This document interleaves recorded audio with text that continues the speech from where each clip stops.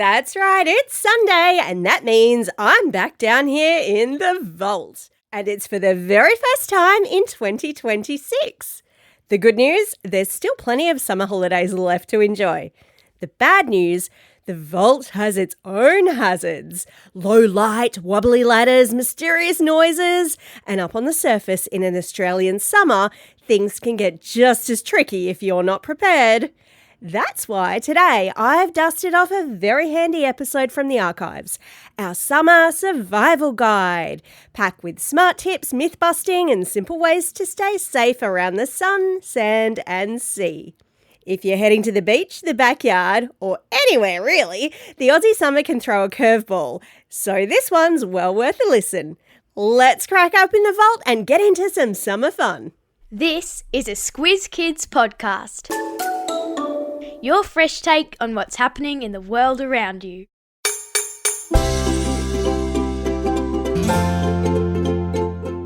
There are hazards in the sky, on the sand, and in the water. Some things about summer in Australia are just a little extra. This is your special Squiz Kids Summer Survival Shortcut, the podcast where we dive into the who, what, where, when, why, and how of the big news stories. I'm Christy Kijarina. And I'm Bryce Corbett.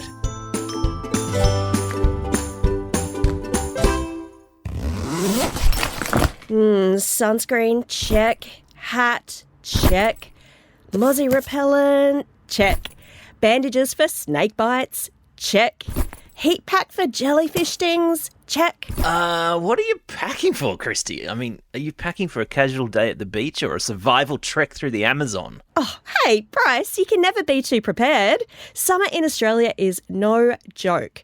You've got the sun, mozzies, snakes, rips. Do you want me to go on? You forgot to pack a spare tent and a first aid helicopter. I mean, all I need is my boardies, my sunnies, maybe a towel if I remember to take it. And what about a hat? You need a hat, Bryce. The Aussie sun is brutal. Nah, I'll just sit in the shade. Well, laugh all you want, Bryce, but heat stroke, sunburn, and even jellyfish stings are a serious business. The more prepared you are, the safer and happier you'll be. Okay. I'll take a hat and I'll take some sunscreen, but I tell you what, I draw the line at vinegar. All right, I'll bring the vinegar. Deal. I guess the more you know, though, the safer you are, right? And today we're tackling 10 hazards you might come across in an Aussie summer, unpacking what's fact and what's fiction. Like, should you pee on a jellyfish sting? And do you really have to stay out of the water for 30 minutes after you eat?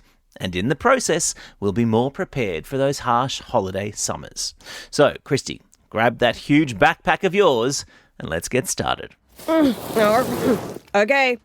Listen carefully. There's a quiz at the end. 1.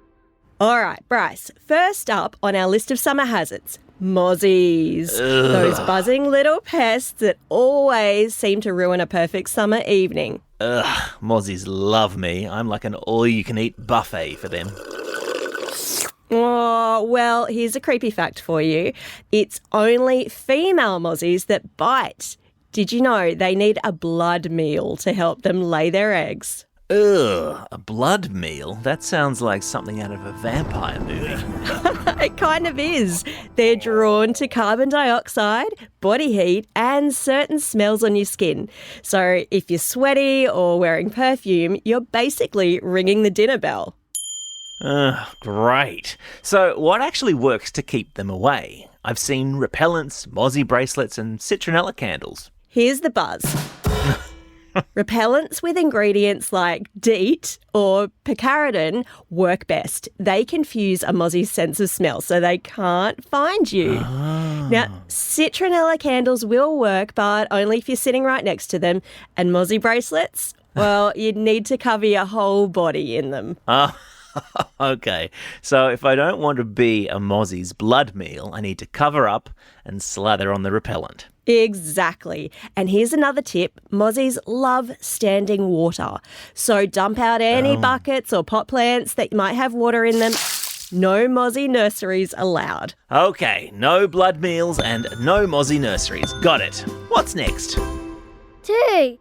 It wouldn't be an Aussie summer without creepy crawlies and slithery snakes. Spiders in the shed, snakes in the grass. This country is famous for its deadly creatures. You got it. Australia, where everything's trying to kill you. Not everything, but summer is prime time for creepy crawlies and slithery snakes, like the classic redback spider in the dunny. Wait, what?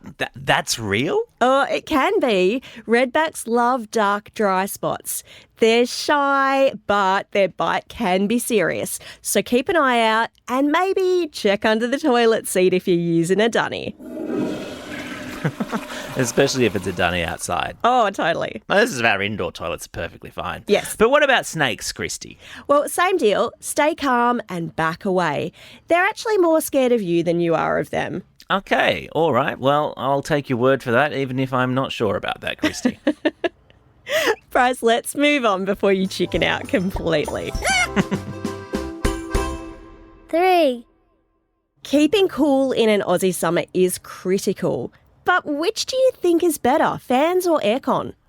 Whichever one stops me turning into a puddle. Yes. Here's the lowdown though. Fans don't actually cool the air. They're cooling you. Oh. The breeze that they generate helps sweat evaporate from your skin, lowering your body temperature. It's called evaporative cooling. So leaving a fan on in an empty room actually does nothing. And you want to turn it off because it's worse than that. It actually heats the space up. Oh. The fan's motor gives off heat. So if there's no one in the room, you're just wasting power and warming up the space. Ah, well, that's disappointing. What about aircon? Air conditioners are the real deal. They suck hot air from inside, remove the heat, and push cool air back into the room. The heat gets sent outside, which is why you feel that warm air near the air conditioning units outside. Right, so fans cool me, aircon cools the room. And I should probably turn off the fan when I leave a room. You got it. And you should also be aware that both fans and aircons use a significant amount of electricity. So if you can live without either of them, that's good too. Right. Let's keep moving on, Bryce, so you don't melt here. 4. This next one's deadly serious, Bryce. On a hot day, the temperature inside a car can rise between 20 degrees Celsius in just 10 minutes. That means 30 degrees Celsius outside can turn into 50 degrees inside and really quickly. Wow, it's scary actually how quickly that can happen, isn't it? And cracking a window doesn't help much, does it? Well, not enough to stop the heat. So if you see a child or a pet left in a car, call emergency services immediately. That's 000 in Australia. You need to do it quickly to prevent something called heat stroke. And of course, you don't need to be in a car to get heat stroke. Heat stroke happens when your body can't cool down.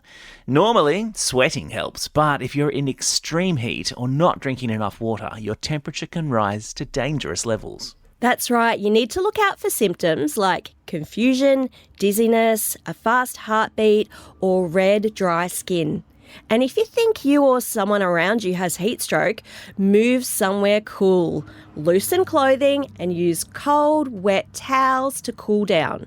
Have some water and call for help. It's quite serious. And as always, prevention is better than cure. So keep cool, stay hydrated, and make sure no one gets left in a hot car. 5. Speaking of keeping cool and hydrated in an Aussie summer... Oh, can I do this one? Ice cream, icy poles, plenty of water. That'll be perfect, right? Until bam, brain freeze. Oh, I just got shivers. The cold can make blood vessels in your mouth constrict and then quickly widen, which confuses your brain into thinking there's pain and brain freeze. Ooh, so how do I stop brain freeze? Bryce, maybe don't scoff your slushie so quickly. Or if you already have, press your tongue or thumb against the roof of your mouth to warm it up. Works every time. And drink plenty of water, right? Yeah. Sip your water, though, steadily through the day. Don't go gulping it litres at once because, yes, you actually can drink too much water. Oh. It sounds a bit weird, but keep an eye on your pee. If it's dark yellow or brown, you might need to drink some more. Who knew? 6. Bryce, can you believe it? We're already halfway through our summer survival shortcut. Woo! And I'm still standing. Bring it on. All right then, let's talk about sand. You know, that sticky, sneaky stuff that clings to everything after a beach trip? Oh, yes, I know. Don't remind me. It gets in your towel, your car, and worst of all, in your swimmers. Ouchie. Oh, yep. Well, here's a hack. You can sprinkle baby powder on your skin and the sand slides right off. Smart. Anything else? Yep. So you need to make sure that any sand holes that you've dug, you actually fill in before you leave the beach. People can trip into them, or if you've had your excavator out and they're really deep, they can actually collapse and trap people in them. Can you believe it? But it's happened. Ooh, yeah. And leave the sand and shells on the beach. It's better for the environment. Baby powder, no sand souvenirs, and no collapsing sand pits. Got it. Nailed it, Bryce. 7. We're on the home stretch. Time to talk about protecting your skin from the Aussie sun. Ah, yes. Slip, slop, slap, seek, and slide, right? That's the one. And sunscreen is the key. The SPF that you see on sunscreen bottles stands for Sun Protection Factor. So if you normally burn in 10 minutes, SPF 30 gives you 30 times that, so about 5 hours. But only if you reapply the sunscreen, right? Exactly. No sunscreen blocks 100% of the sun's rays either. So reapply every 2 hours, always to dry skin, so dry off if you've been in the water. Right. And it's best to stick to one type of sunscreen. Mixing them can actually make them less effective. Interesting. And broad spectrum protects against UVA and UVB rays, right? Yeah, both those types of UV rays. You're all over it, Bryce. Have you seen my skin? It's beautiful. Slip, slop, slap, seek and slide. Bryce, sun smarts for the win. Woohoo! 8. Next up, time to bust a couple of classic summer myths. First up, eating and swimming. Now, do you really need to wait 30 minutes after eating before you hit the water? Christy, I'm more than fully grown up, as you know, and my parents still tell me that. Something about getting a cramp and sinking to the bottom like a stone. I've heard that one. But good news, it's mostly a myth. Eating a big meal might make you feel a bit sluggish, but it doesn't actually cause cramps. Good to know. And what about holding your breath underwater? Oh, that one is no joke. Holding your breath for too long can cause something called shallow water blackout.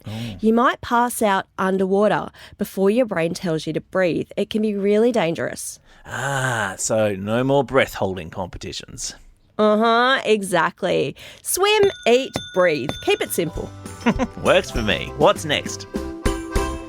9. We're nearly at the end, Bryce, number 9, and we're diving into one of the most important summer safety topics, rips and surf safety. Yes, the ocean. Beautiful, fun, and a little bit scary sometimes. Yeah, it can be, especially if you're not careful. Let's start with rips, those sneaky, fast-moving currents that pull you away from the shore. Rips are tricky because they actually look calmer and darker than surrounding water. But if you get caught, don't panic, float on your back, raise your hand for help, and you don't want to try and swim against the rip. Try and stay calm and swim parallel to the shore to escape. So like sideways across the shore. Then you can come back in. So don't try to swim straight back into shore, or certainly just don't panic like a maniac, huh? No. Rips are too strong to swim against, and panicking, that'll just tire you out. That's why lifesavers tell you to always swim between the red and yellow flags. They're watching those areas to keep you safe. Flags equal safe, float, don't fight or panic. Got it. Perfect. Let's keep the safety streak going for one final summer hazard. 10.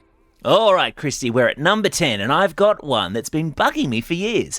If a jellyfish stings you, should you really wee on yourself? What? Or is that just bad advice from weird movies? Bryce, if you're asking, I'm guessing you've considered it. I might have. But no, please don't wee on a jellyfish sting. Oh, phew. I'd rather deal with the sting than the embarrassment. So what do you actually do? So for blue bottle stings, hot water or a heat pack works best. The heat can break down the venom. Don't use ice because it can actually trigger more venom to release. And I've heard vinegar is good too. Yep, vinegar can be good, but for box jellyfish stings. But they're mostly found up north in places like Queensland and the Northern Territory. Vinegar helps stop the venom from spreading. So, no weeing, just hot water or maybe vinegar, depending on the jellyfish. Exactly. And if the sting is serious, get help straight away. So there you have it, 10 summer hazards, myths busted, and tips to keep you safe. It's all about being aware and prepared so you can focus on having fun this summer. Now, are you ready to hit the beach? Let's do it. Time for the quiz. This is the part of the podcast where you get to test how well you've been listening. Question number 1. Which gas that we all breathe out in every breath are mosquitoes attracted to?